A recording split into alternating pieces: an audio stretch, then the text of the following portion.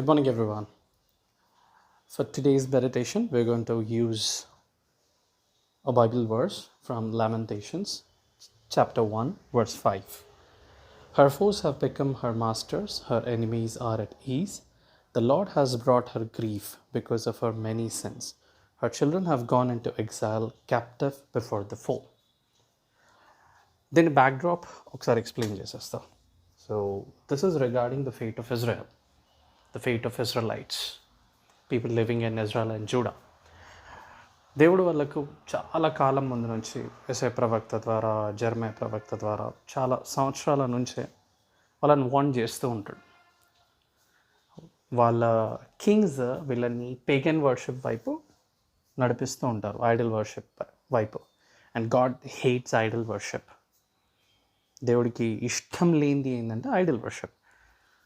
దేవుడి 10 కమాండ్మెంట్స్లో కూడా తను తప్ప వేరొక దేవుడు ఉండొద్దని క్లియర్గా చెప్పాడు. అది ప్రథమ ఆజ్ఞ వాళ్ళకి. అయినా Israelites fail to do that.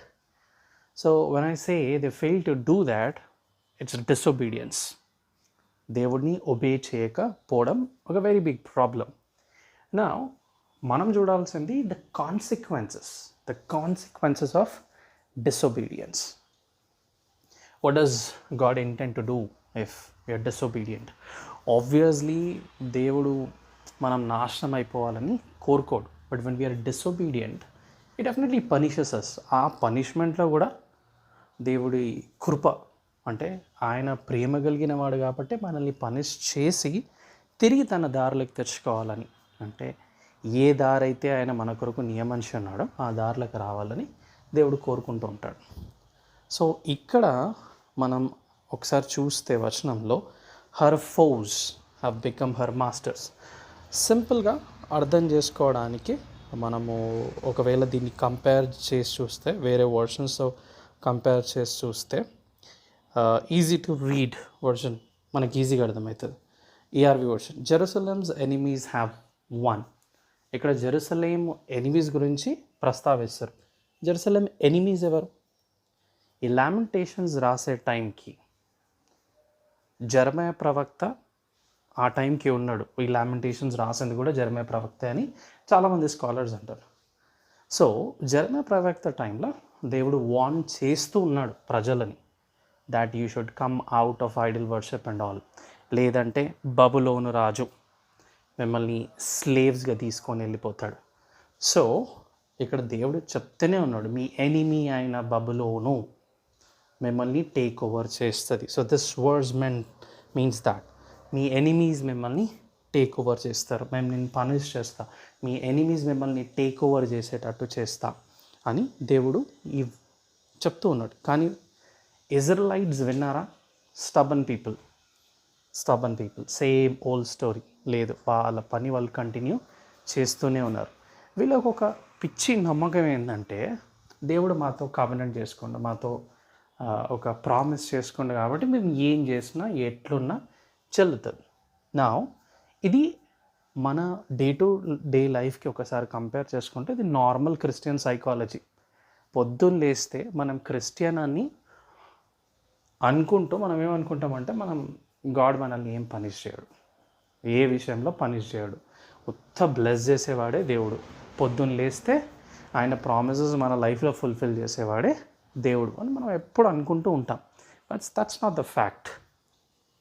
ఒకవేళ అదే రీతిగా మనం అనుకునే రీతిని బ్లెస్ చేస్తూనే ఉంటాడు అని అనుకుంటే ఈ గతి ఇశ్రాయేలీయులకు పట్టదు. నా దీని క్రాస్ రెఫరెన్సెస్ ఒకసారి చూస్తే డ్యూటెరానమీలో ఒక పర్టికులర్ చాప్టర్ ఉంటుంది, 28th చాప్టర్. అది ఒకసారి అందరూ చదివితే చాలా బాగుంటుంది. ఎందుకంటే ఒక ఫస్ట్ 14 వర్సెస్, ఫస్ట్ 14 వచనాలు, 14 వర్సెస్ దేవుడికి మనం ఒబీడియంట్గా ఉంటే ఏ విధంగా దేవుడు బ్లెస్ చేస్తాడు అన్నది ఫస్ట్ 14 వర్సెస్ ఉంటుంది. తర్వాత టిపికల్గా 14 కంటే డబుల్ వర్సెస్లో ఏముంటుందంటే, ఒకవేళ ఒబే చేయకపోతే మీకు ఎలాంటి పరిస్థితి క్రియేట్ అవుతుందని చెప్తూ ఉంటాడు. మనం ఒకసారి 28:13 చూసుకుంటే ఇది one of the blessings verses. ఇక్కడ ఏముంటుంది? The Lord will make you the head not the tail if you pay attention to the commandments of the Lord your God that I give you this day and carefully follow them you will always be at the top, never at the bottom. మనం చిన్నప్పటి నుంచి నేర్చుకున్న ఒక normal statement. ఏడిపో ఎక్కడపో ఎవరిపో ఏ preacher అన్నా మనకు చెప్పేది ఏంది, దేవుడు నేను తలగానే ఉంచుతాడు కానీ తొక్కకు ఉంచాడు. కానీ మనం నేర్చుకోవాల్సింది ఇంపార్టెంట్గా ఒకటి ఉంది. మొత్తం బైబిల్లో దేవుడు నీ జీవితంలో ఏదన్నా ఒక ప్రామిస్ ఫుల్ఫిల్ చేయాలంటే ఆయన నీకు ఒక ఆజ్ఞ ఇచ్చుంటాడు, ఆ ఆజ్ఞని ఫుల్ఫిల్ చేయాలి. నువ్వు ఆజ్ఞ ఫుల్ఫిల్ చేయకుండా దేవుడు నీ లైఫ్లో నీ ప్రామిస్ని ఫుల్ఫిల్ అస్సలు చేయడు. అది నీకు ఎంత కష్టమైనా ఆజ్ఞ ఫుల్ఫిల్ చేయాల్సిందే. ఇక్కడ కూడా ఫస్ట్ ప్రామిస్ ఉంది, ప్రిసీడెడ్ బై అ కమాండ్, ఒక ఆజ్ఞ. ఏంది? మీరు నా ఆజ్ఞలను గైకొంటేనే. నా Israelites fail to do so. ఇదే చాప్టర్లో 44 వర్స్ దేవుడు ఏమంటాడు, I will keep you as head అన్నట్టు. కానీ ఒకవేళ మాట వినకపోతే నీ ఎనిమీస్ని నీకు హెడ్గా పెట్టి నిన్ను స్లేవ్గా చేస్తా అని అదే అధ్యాయంలో 44 వర్స్లో ఉంది. They will lend to you but you will not lend to them, they will be the head but you will be the tail.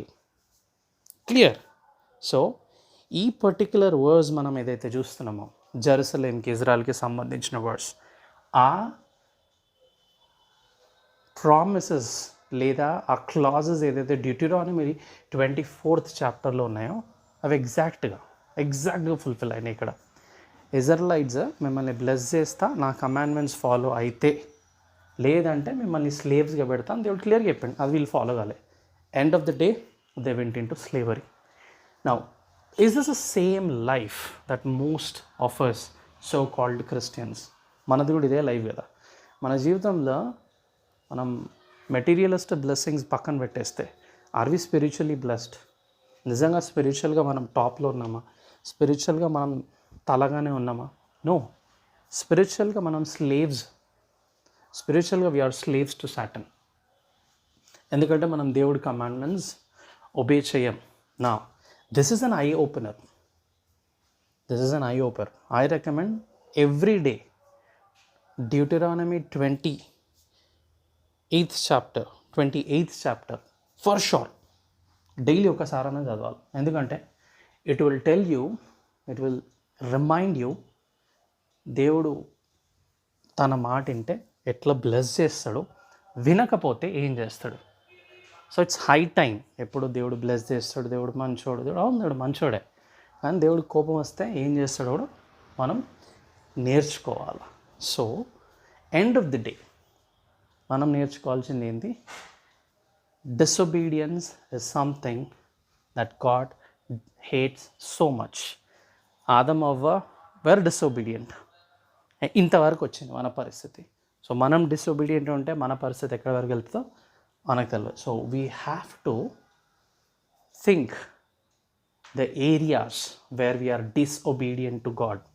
అది ఏ విషయమైనా కావచ్చు. And then we have to seek his forgiveness and try to change our lifes. అది కూడా ఆయన హెల్ప్తోనే. Because we are at the end times. మనకు time ఉండొచ్చు, ఉండకపోవచ్చు.